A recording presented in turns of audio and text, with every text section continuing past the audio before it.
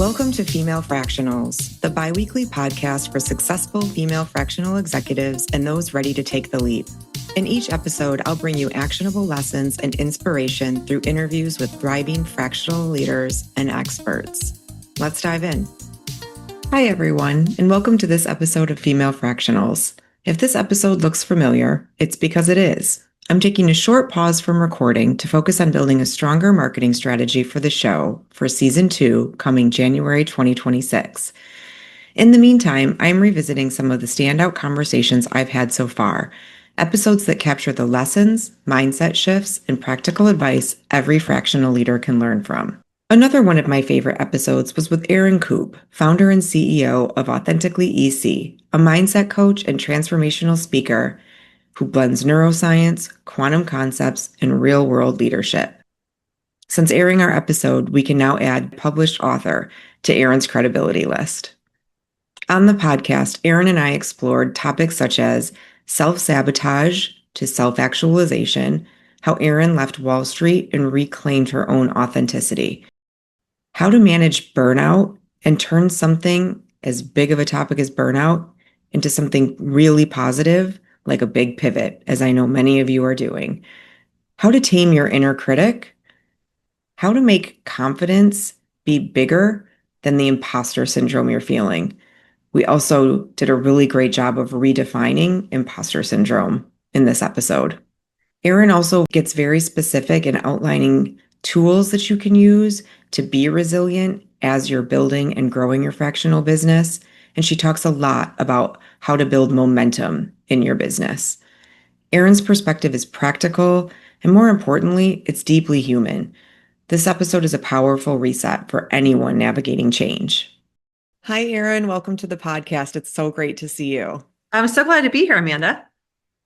Awesome. Well, let's dive into the discussion. I think where I always love to start is just tell everyone a little bit about your background and how you got started as a personal and mindset coach. And I think I'd like to just throw a little caveat in there that if our listeners haven't heard Erin's full story, although she'll share it a little bit now, you also have to listen to episode 1 of her podcast, the Erin Coupe podcast, because it's an incredible story.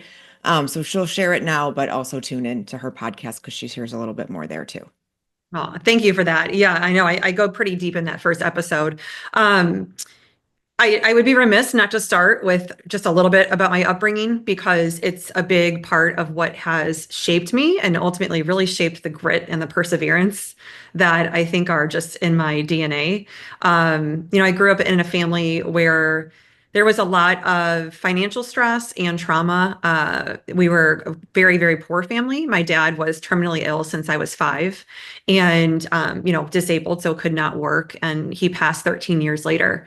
And so the family that I was raised in, my mom was gone a lot because she had to work multiple jobs just to put food on the table for my siblings and I.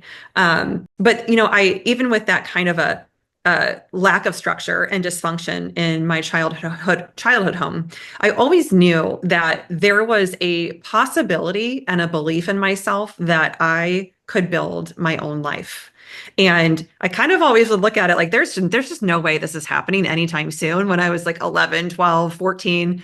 But as I got older, I realized, you know what? If I put myself in college, that could be my ticket to creating my own life, getting a really great education. I was a very smart person. It just seemed like something that was a no-brainer, even though no one in my entire family had gone to college, like aunts, uncles, you name it. So I was the first in my family to even get to that step in life. And so did just that. I moved to New York City after college and I started working in the finance industry by way of working at Reuters initially, and then was recruited to work at Goldman. And that is a pivotal moment. That is where I essentially sold my soul. I didn't realize what I was doing at the time, but as a poor person in the way that I grew up, being offered a job and being recruited by Goldman Sachs was like the holy grail to me at that point. And it was like, wow, what an opportunity for me to really make some money. That's kind of where my mind was as a 24-year-old woman. So yeah, living in New York, nonetheless. Exactly. Right. I know. I just wanted my own space and that was going to help me do it. But, I really lost myself when I was on Wall Street. I lost myself in not only the cutthroat nature of that environment that I was in, but in comparing myself to people around me, trying to be someone I wasn't, being who I thought I was expected to be, sounding that way, looking that way. And it was just really hard. And I think I always was feeling this sort of lack of inauthenticity within myself when I was trying so hard to be someone else. And so that is such an important part of how I ended up on this journey of authenticity, this journey coming back to myself and understanding, who am I? Who am I without the job, the title, all the things that society told me to go and check and get that equal a happy and successful life? And I started to question that in my mid 30s. I'm like, this doesn't feel good. Something's missing. And that was the journey of figuring out, what is it that's missing? It was me. It was my connection to who I am that was missing. What an amazing, crazy, inspirational story. Do you remember the moment in time where you were like, enough. I'm taking the shackles off. I'm making a huge shift and pivot. Can you tell me a Yeah. little bit about what that Yeah. was? And So there were actually two of those. So one happened right around 30 years old when I decided to leave finance as a whole. And it's not easy to resign from a place like Goldman, especially when you're a younger person. You're supposed to just grind it out, climb that ladder, make the money, get the titles, and then figure it out later in life. But I saw the writing on the wall. I was a part of this accelerator program for female associates at the time, where like 100 women globally were selected for a 6 month basically entree into what is partnership at Goldman Sachs. And it was an honor to be a part of it. But every partner that talked to us, male or female, was talking about how you can do this too. I have 4 nannies. I've got nannies for the weekends. I've got nannies for night. I've got nannies for the day. I've got a house manager. I've got a partner who, stays home. And like, it was so surreal to me. And I was like, that just doesn't feel like the life that I necessarily want to live? And so I feel like my soul was speaking to me at that point and just kind of saying, hey, that's not really you. And that's okay. And I fought that for a while internally. I definitely fought with myself over that. But I made that decision that burnout was definitely settling in and it was time for me to move on. And I changed my career completely to going into commercial real estate and just thought, you know what? I'm really good at business. Like it doesn't matter necessarily like what business I'm in, but as long as I am client facing, I'm with people, I'll like it and I'll do okay. So did that. And then the real pivot, the real kind of releasing the shackles from just in general, that grind that I had been living through for so long, that happened more around the age of 36 after my kids were about like 1 and 2, when I started to just question myself and the beliefs that I held. Like, why did I believe that I was only my title, a vice president? Like when people ask me, "Oh, hi, I'm so and so. Like, who are you?" "I'm Erin. I'm a vice president at XYZ company." And it's like why? Like why is that the only thing I can come up with, you know? And really, some of those deeper questions that I was honestly like feeling, not even necessarily asking myself just yet, starting to say some things out loud, like even just to my husband, Craig, like, what does this mean? Like, why do we do this to ourselves? Like, why are we on this hamster wheel? And we think it's taking us somewhere, but we're really like, we're not going anywhere. We're just kind of grabbing stuff as we go along. And what does it all mean? Like that was to me starting to release myself from those shackles. And of course, there was deeper work that came along with that. yeah, I think you're hinting at a topic that is comes up so often. And I think that part of I think many of the listeners to the podcast are people that are either experiencing burnout or they're thinking about potentially taking the leap to a fractional role or even starting their own business for many reasons. It could be burnout. It could be that they just feel like they're not in the right industry. Maybe they're in a different phase of their life now because they've had a child or they're dealing, they're in the sandwich generation and are dealing with elder care now. There's so many different reasons why we are seeing this shift now. And I think women are so much more open to talking about it too. Yeah. I was just having this discussion with a group at Chief the other day where we were talking about how women are so much more open to talking about and being vulnerable at sharing that they are going through a period of burnout or something like that. I would imagine in your practice that you help women in a variety of capacities, and having had gone through many of those experiences yourself, it's very helpful.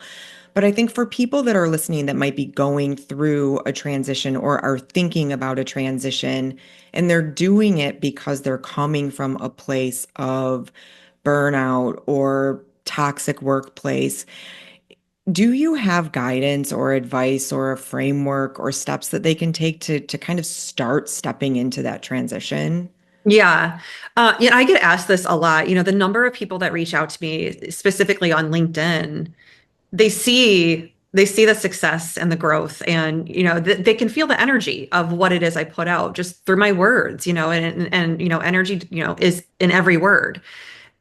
What I always say to people is like, you see like the tip of the iceberg, right? And we know that, but yet it's hard for people to really understand that's what's happening. And so you need to ask questions, and you need to look at what all is behind that. How much hard work does it really take to, for example, have a successful business? Like, it's not like it's okay, I'm going to leave corporate and I'm just going to do this. It's going to be so easy. That there's no easy button in anything in life, and certainly not in our careers. Like, it's going to be hard. One of the things that I always say when people ask me for advice, I don't willingly just, throw it out there. But when I'm asked for guidance or advice on that topic of transition, start doing what it is you think you want to offer before you throw in the towel in whatever it is you're in. And, if I look at my own business, the work that I was initially doing for about a year and a half on the side before full-time launching my business, it changed and iterated over the last, I'm just now in my 6th year of official business, right? So in 7.5 years, what I've been offering is very, very different. Like, it's grown, it's iterated, it's moved with me and evolved with me as I've changed and I've grown and I've learned and I've failed and all those things. And so you might have an idea of what it is. Great. Start to offer it. See how it goes. Do it for free for a little while and just see, like, what do you like about it? What do you not like about it? What is super draining? What is super uplifting? I mean, you're going to learn so much just through that trial and error. And you can do that. You can fit that in on the side and let it give you some energy because you're excited about it, And then actually, what I have found when I was doing the stuff on the side, just it was maybe 5-6 hours a week. Sometimes I was just working on my own website initially, which is not the website that I have currently, of course. And then other times I was actually with somebody and I was talking to them about their life and, sharing my stories and tools and helping them. Sometimes I was giving a talk at, a corporate retreat or an offsite. But whatever it was, with every piece that I was starting to do, I was picking something up. And I was also going back into my corporate job a way happier person. It was really interesting how it worked because I was like, wow, I've got this other thing that like is giving me so much energy. So when I'm in this corporate job that doesn't give me a lot of energy, I am able to show up as a better person there. Yeah. So I think that is like such a key factor. People want to just throw in the towel and then start over, but no, just find your ways, find your moments to start to do it on the side. Yeah, I think that's great. I think that's such good advice. I also think it's interesting that people are just reaching out to you, jumping into your LinkedIn, because I think people have a really hard time just doing that and giving themselves permission to do that. It's like a little bit of an imposter syndrome situation. And so how can people get over that like mental piece of giving themselves permission to just get started? I have a client, I work one-to-one with about 5 to 10 people at a time. And I call this personal coaching because there's a lot of different aspects of life that it hits. It's not just executive coaching, it's not lifestyle, it's not nutrition, but like there's all these different things that end up, being a part of it. And this one woman in particular, she's trying to grow a coaching business on the side of her corporate job. And she was like, in one of our first sessions together, she's like, I just need clarity so I can take action. And I was like, oh, no, no, it's quite the opposite. You just need to start taking action so that you can gain clarity. And so, even like writing that down, I had her write that down and put it like on her mirror, on her computer, like put it in her notebook. I'm like, I want you to just look at that. The key is intentional action. Don't just start throwing darts at the wall and hoping that they're going to stick, right? Be intentional with where you're giving your time and your attention when it comes to whatever this thing may be. But be intentional with those actions, and you're going to gain new information with every action you take. That's how you move forward. That is very good advice. Very good advice.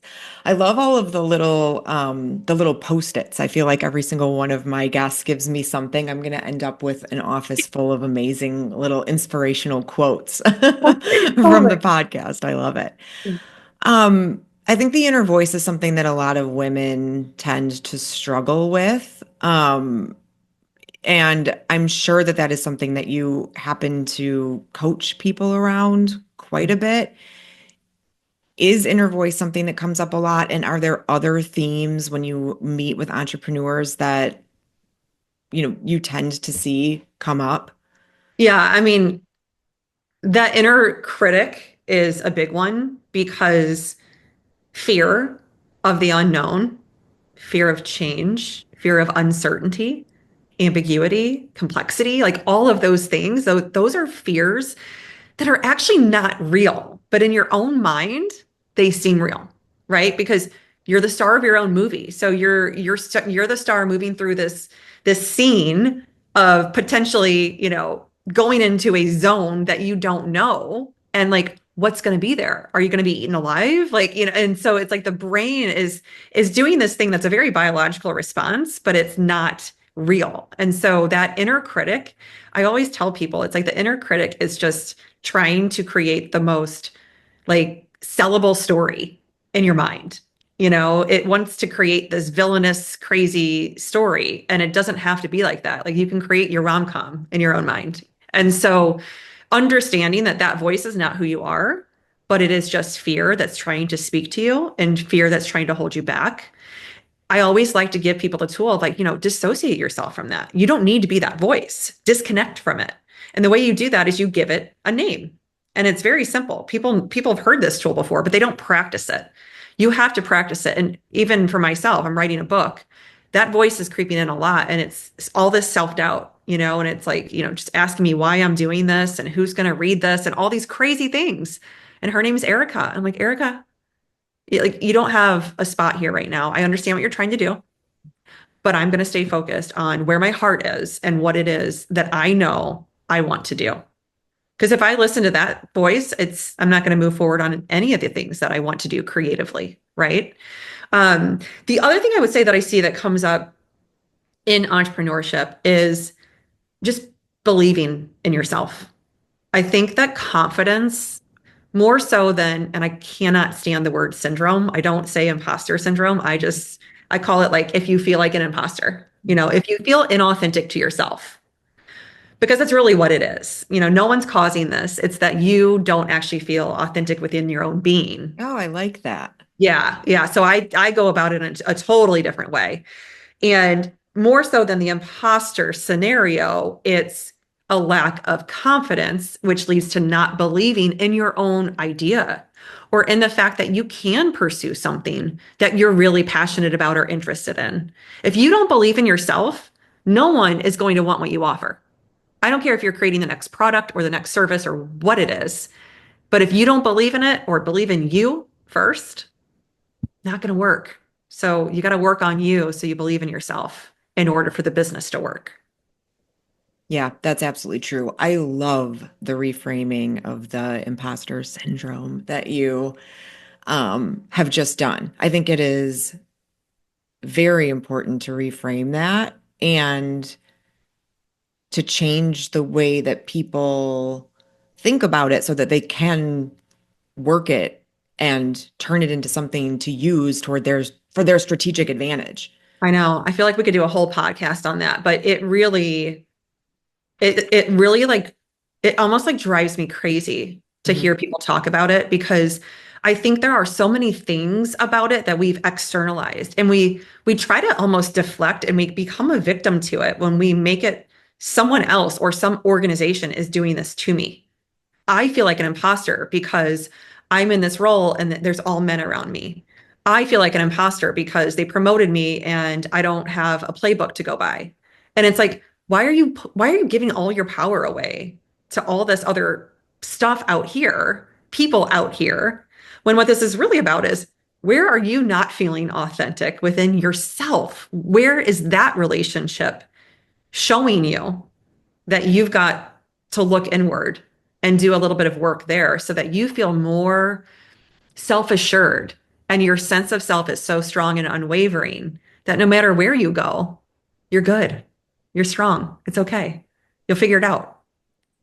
Yeah, it's great. And so much of being an entrepreneur is going to be about putting yourself into scenarios and situations that you have not experienced before. So 100%. pushing through and having that confidence is critical. It's such a critical element of being in this situation. So I think that that's so important. Yeah. Yeah. As a coach and someone that supposedly has to have it all figured out for others, what do you do in moments where you feel like maybe you don't have it all figured out? What are the tools in your toolkit? Oh yeah. I mean, and it happens often. There's no such thing as perfection. And that's like I know better as a recovered perfectionist and like queen of self-sabotage.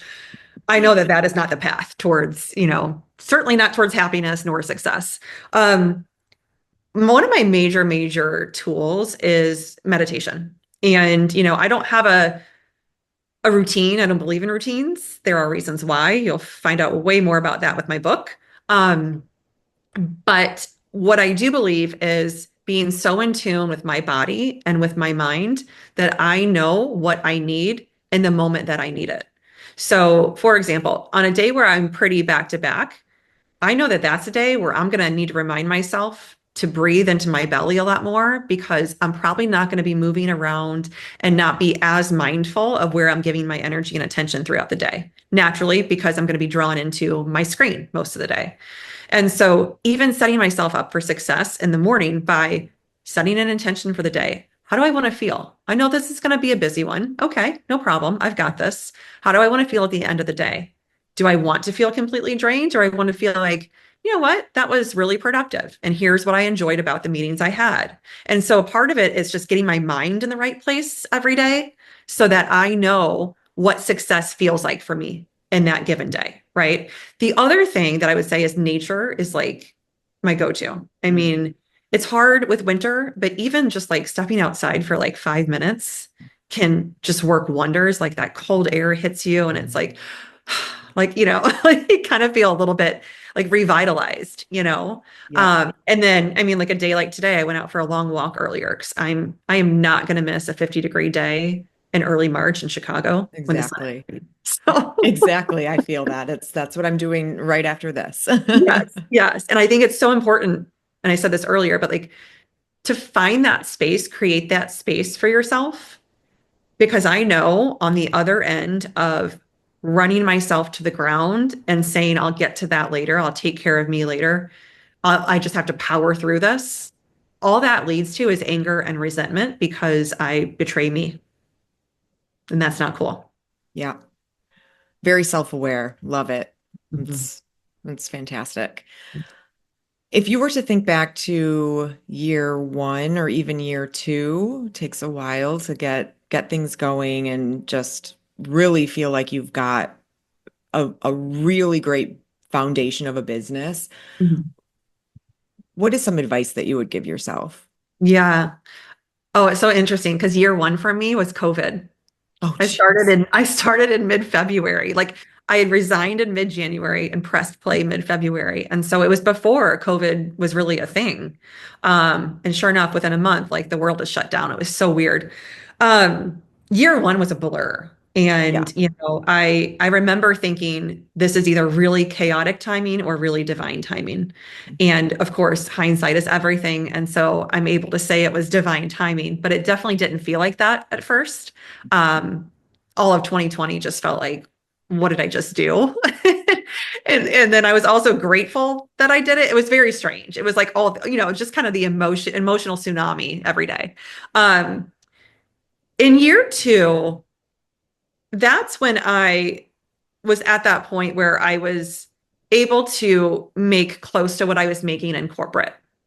And that's a really good thing. And I think that people have to be realistic with themselves. I mean, unless you're creating a unicorn, which was definitely not my plan. Like my goal is like just create a nice business that I love and get to do what I love doing. Period. There's no exit strategy here. I'm not trying to sell this thing. So from that perspective, if that's also what you're looking at, like this year two scenario of making just about what I made in corporate was very reassuring. It was the reinforcement that I needed or the validation that I needed to just tell myself, okay, like I knew there was product market fit and it's sold and it's working. Yep. And so that felt really great. And then what also started to happen was repeat business started to come in. And so people were realizing, gosh, this worked so well with this team or this group. And now we want to have you work with us. Or it was like, oh, you coached like these two executives of ours and they love the work they did with you. Can you work with coaching this team? Or can you speak at our town hall? And can you do our keynote for our corporate retreat? So that was really great too, because I started to see that repeat business happen, which again was that reassurance that I was really onto something. So I think finding those moments, right? Those celebrations for your wins, whether it is repeat business or you equal your salary from corporate or whatever it is, but where you can start to say, this feels good and I'm onto something and I believe in it so much that I'm going to keep going. Yeah. Yeah. That's amazing. So outside of what you do with the work that you do with your clients, can you talk a little bit about other things that you're doing, like podcasts? I don't know how much you can talk about the book, but Yes, definitely. Yeah. So my book will be released in the September timeframe. Don't have a set date, but pre-orders should be available in the summer. And I'm not sharing the title just yet because I'm getting some of the promotional assets together. But the real theme, the underlying foundation of the book is around ritualizing your life and really taking your life more to the flexible standpoint rather than the rigid standpoint of, I have to get this done. This is just what I have to do because I'm obligated to, this is what I want to do. And this is where I enjoy giving my time and energy and attention. And so I'm going to do more of that. I'm going to give more of me to that. And so there's a whole lot within that theme. But yeah, I can't wait to put more of it out there. And then yeah, the podcast creatively, I mean, my solo podcast is short and sweet. These are like 15-minute episodes every 2 weeks. And really, it's a response to being asked for more content. People and audiences. I mean, I have been in front of hundreds of thousands of people over the years now. And every time there's so many people who are like, how can we learn more from you? How can we engage more? And that's a hard answer sometimes where I'm like, oh, like there, you have to be in an audience again. So now there will be the book. There is currently the podcast. So I feel like I'm giving people more ways to engage and learn and grow through what it is I guide, teach, and share. yes, there's only so many hours in the day, right? Yeah. That's amazing. Okay. All right. So I close every episode with rapid fire questions, and these are meant to be answered in one word or one sentence or less. What is your favorite productivity hack? Time blocking. Oh, I love it. Wouldn't survive without it. Okay. Best investment you've made in yourself. This is hard. I've literally invested so much in myself. Um, Personal development programs, going to retreats. That's great. What's a fun fact about you that's not on your LinkedIn profile? I was voted most likely to be a DJ in high school. I love music. That's a very different category. Okay. Early bird or night owl? Oh, early bird. Most unexpected skill that's helped your career. Mm, this is going to sound crazy. I think it's just my ability to like draw people in. It's just, I don't know if it's a skill, but it's a gift. Mhm. That's great. Okay, sauna or cold plunge? Sauna all day. Oh, I thought you were going to be cold plunge. No, Okay, most used emoji in professional texts. heart. That doesn't tell you anything. What did you want to be when you were 5 years old? I wanted to work for NASA. Oh, Mhm. okay. In any specific area or just in Yeah. broad, just I space? since I was five, like I mean, I even started college as an aerospace engineer. So didn't want to be an astronaut, just wanted to work at NASA. Thank you so much. This has been amazing. I feel like I have been following your journey from afar for a while, and it's been so great to see and celebrate your anniversary of so many wonderful years of your business. It's great to watch its continued success, and I'm excited for the book to come out. I know that it has been quite a labor of love for you. So I think all of our listeners could definitely benefit from it. So thank you, Erin, so much for coming on. You're welcome. Thanks again for having me. As always, please remember to follow, like, comment, and share. And don't forget to head over to femalefractionals.com for a full transcript of the show and links to everything we talked about during our conversation. Thanks for listening.